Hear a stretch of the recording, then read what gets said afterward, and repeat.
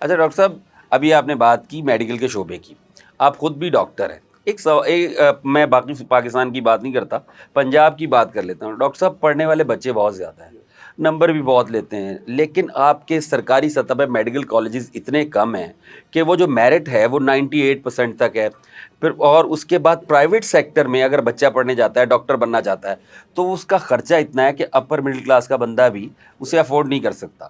تو ہم پاکستان میں بالخصوص سائنس کی جو تعلیم ہے اس کو کس طریقے سے عام کر سکتے ہیں کہ زیادہ سے زیادہ بچے پڑھیں؟ ہم نے تو بہت مشکل نہیں بنائی ہوئی، آپ تو خود بھی ڈاکٹر ہیں. اچھا، میرا خیال میں سب سے پہلے جو آپ نے سوال کیا نا، اس میں آپ یہ دیکھیں کہ آبادی کے لحاظ سے جو ڈاکٹر بننے چاہیے وہ ابھی بھی کم ہے. لیکن پرائیویٹ اس میں فیلڈ آ گیا.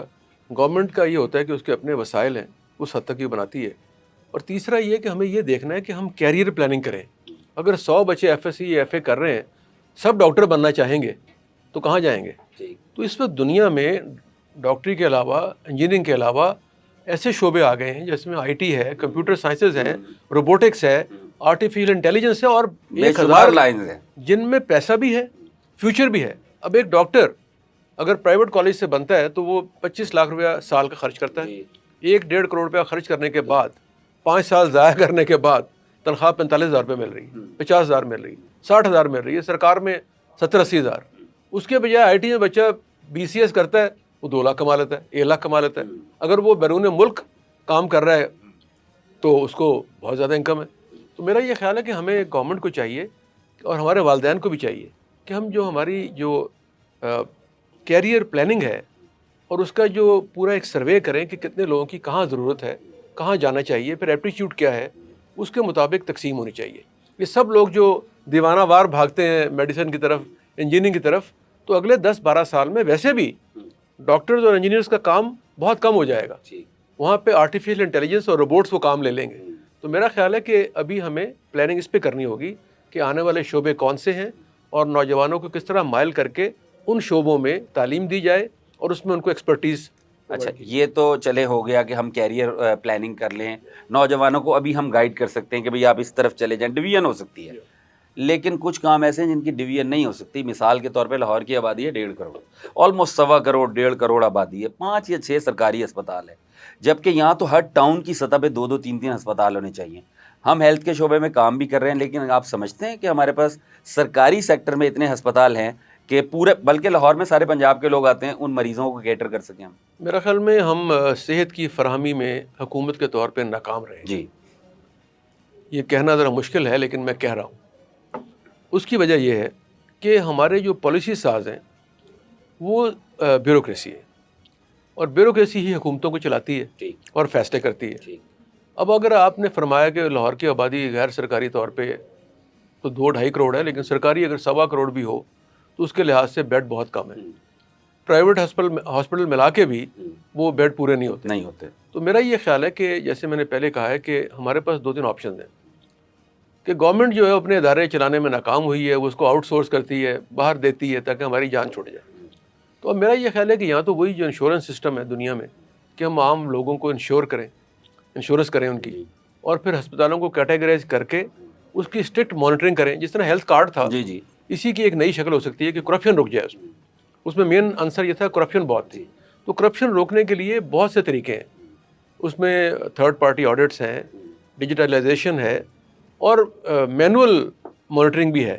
جیسے اب کئی علاقوں میں آؤٹ سورس کر رہے ہیں حکومت کہ لوگ ایک ادارے کو وہ لوگ بھرتی کریں گے، وہ چیک کریں گے ساری چیزیں، پیرامیٹرز کو، SOPs کو. تو بہت سے طریقے ہیں جس سے ہم مانیٹر کر سکتے ہیں.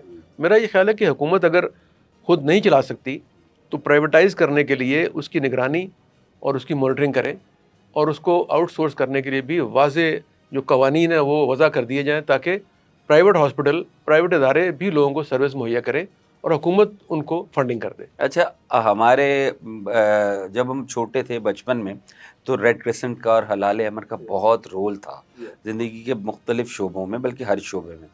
اب تو یہ صرف نام سننے کی حد تک رہ گیا ہے. آپ چیئرمین بھی رہے ہیں ریڈ کریسنٹ کے، تو مجھے بتائیں ریڈ کریسنٹ اس وقت پاکستان میں کیا کام کر رہی ہے اور اس کو مزید فعال کیسے بنایا جا سکتا ہے؟ دیکھیں، آپ نے بالکل صحیح کہا کہ یہ بہت بڑا ادارہ ہے اور اس کو دنیا کے 194 ملکوں کی حمایت اور سپورٹ حاصل ہے. کیونکہ ICRC جو ہے وہ اس کی جو یعنی سمجھیں کہ UN کے بعد سیکنڈ لارجسٹ آرگنائزیشن ہے جس کے ہم ممبر ہیں. لیکن انفارچونیٹلی ہمارے پاس دو چیزیں ہوئی ہیں جو پورے ملک میں ہوئی ہیں کہ ایک تو جن لوگوں کو لگایا جاتا ہے اس کے سربراہ وہ سیاسی بنیادوں پہ تقرریاں ہوتی ہیں. یہ دیکھا نہیں جاتا کہ ان کی بیسک ایکسپرٹیز یا کوالیفیکیشن یا ٹریننگ کیا ہے. سیاسی بنیادوں پہ اوبلائج کر دیا جاتا ہے. دوسرا ایک نیا رواج وہ ہے کرپشن جس نے ہمیں دنیا بھر میں رسوا کیا ہے. وہی کام ریڈ کریسنٹ میں بھی ہو گیا. ابھی جو کچھ سال 2-4 مہینے پہلے بڑی ہنگامہ ہوا کہ ریڈ کریسنٹ کے چیئرمین کو لگا دیے تھے تو انہوں نے بڑی کرپشن کی. انٹرنیشنل سطح پہ ہماری بدنامی ہوئی.